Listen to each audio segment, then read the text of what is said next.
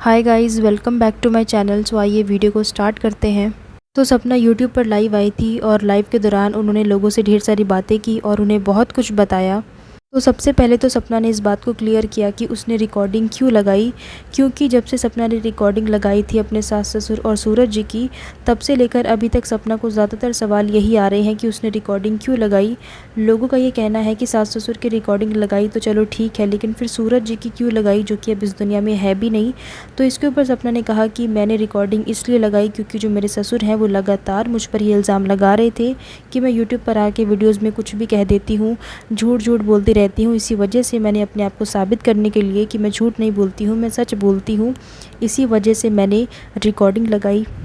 Recording लगाकर कुछ गलत नहीं किया है, बल्कि सपना ने एक मिसाल कायम की है उन बाकी लड़कियों के लिए जो अपने घरों में डोमेस्टिक वायलेंस और फिज़िकल अब्यूज़ का शिकार होती हैं। उन्हें इससे सीखना चाहिए और इससे मोटिवेट होना चाहिए कि वो भी अपने लिए स्टैंड ले सकती हैं। सपना ने बताया कि सास ससुर नहीं चाहते थे कि उनकी और राजीव जी की शादी हो, और इसी वजह से सास ने राजीव जी को भी मना किया था कि तुम इससे शादी मत करो, तुम्हारी ज़िंदगी ख़राब हो जाएगी। राजीव जी को घर के पूरे हालात पता थे कि घर में क्या चल रहा है और सपना के साथ क्या कुछ हो रहा है। इसी वजह से सपना से शादी करने का फ़ैसला जो था वो राजीव जी का था। सपना ने यह भी बताया कि जैसे कि सास ससुर हमेशा कहते हैं कि तुम्हारा किसी भी चीज़ पर कोई हक नहीं है, लेकिन जो दहेज था वो तो मैं ही लेकर आई थी। और जब सूरज जी के साथ सपना की शादी होने वाली थी तो उस वक्त इनकी फैमिली ने इनको मोटा दहेज दिया था और करीब 17-18 लाख रुपए जो है इनकी शादी पर लगाए गए थे। इनकी शादी के वक्त ससुराल वालों ने दो बहुत बड़े झूठ बोले थे। सबसे पहला झूठ तो यही बोला था कि सूरज जी इंजीनियर हैं, उनके पास इंजीनियर की डिग्री है।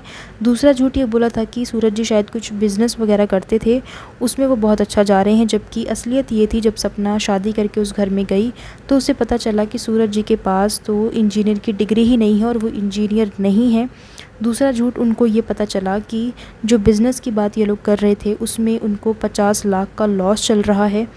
ये बात सपना ने अपने मायके वालों से भी छुपाई कि उनसे झूठ बोला गया है, और जो बातें उनको बताई गई थी वो बिल्कुल झूठी निकली हैं। जब भी सपना को उनके मायके वालों का फ़ोन आता तो वो हमेशा ये कह देती कि सब कुछ ठीक है और जो सूरज जी हैं वो जॉब करते हैं। सपना ने अपनी शादी का ज़िम्मेदार अपने मायके वालों को ठहराया है, अपने माँ बाप को ठहराया है। वो इसलिए क्योंकि जब सपना 18 साल की थी तो तभी उन्होंने उनकी शादी जो है वो सूरज जी से करवा दी थी, और उनकी ये थिंकिंग थी कि अभी 18 साल की है और अभी रिश्ता बहुत अच्छा मिल रहा है, बहुत अच्छा घर है। इसी वजह से उन्होंने शादी जो है वो सपना की 18 साल में ही कर दी थी।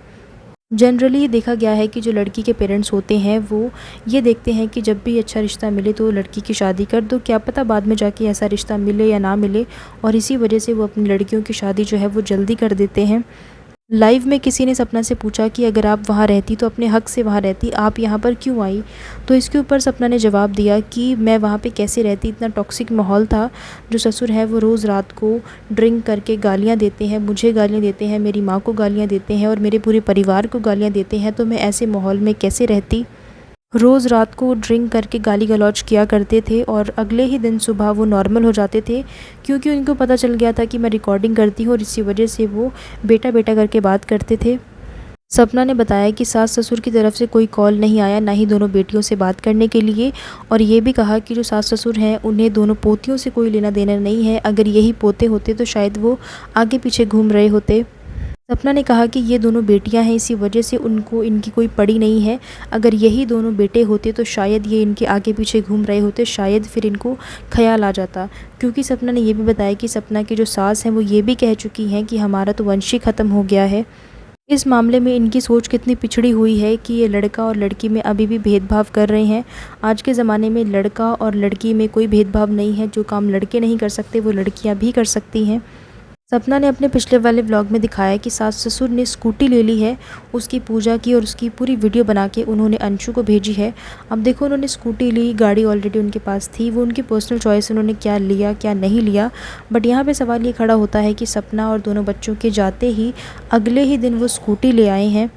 इन्होंने वीडियो बना के अंशु को भेजा, तो अंशु को भेजने का यहाँ पे क्या मतलब बनता है?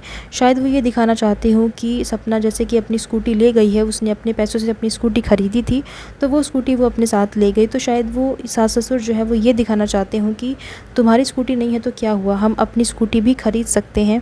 और ये वीडियो उन्होंने अंशु को इसीलिए भेजी ताकि अंशु जो है वो सपना को दिखाए, क्योंकि वो जानते हैं कि सपना और अंशु जो है वो बातचीत करते हैं, वो टच में है एक दूसरे के। तो इसी वजह से उन्होंने ये वीडियो अंशु को भेज दी ताकि वो इनडायरेक्टली कहो या डायरेक्टली जो है वो वीडियो सपना के पास पहुंच जाए। सपना ने कहा कि वो दोनों हस्बैंड वाइफ जो हैं वो कुछ ज़्यादा ही बोल रहे थे, और उनका ये कहना है कि जो सास ससुर हैं उन्हें किसी पराये लोगों का घर में आना अच्छा नहीं लगता, उन्हें पसंद नहीं है। तो सपना ने बताया कि हमारे घर पे शुरू से लेकर अभी तक भी सब्सक्राइबर्स आते जाते रहते हैं, और अगर ऐसा होता तो वो सब्सक्राइबर्स को कभी भी घर में नहीं आने देती, बट ऐसा नहीं था, उनको इस बात से कोई प्रॉब्लम नहीं थी। एक हिसाब से जो सब्सक्राइबर्स होते हैं वो सामने वाले के लिए अनजान आदमी ही होते हैं, क्योंकि सब्सक्राइबर्स आपको देख पा रहे हैं, आप सब्सक्राइबर्स को नहीं देख पा रहे हो, पर्सनली किसी को नहीं जानते हो, तो एक हिसाब से सास ससुर के लिए वो अनजान लोग ही हुए।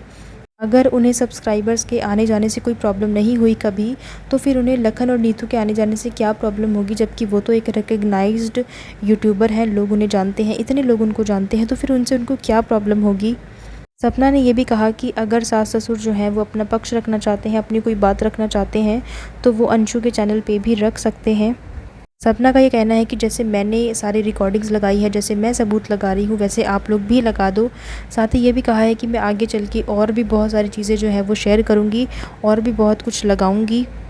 सो गाइज़, मेनली ये सारी बातें हैं जो सपना ने अपने लाइफ के दौरान की हैं, लोगों के सवालों के जवाब भी दिए हैं।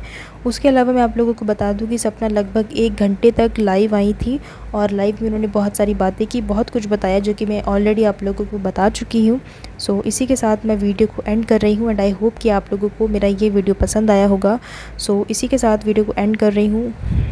कमेंट करके मेरे साथ अपने ओपिनियन ज़रूर शेयर करना कि इस पर आप सभी का क्या कहना है।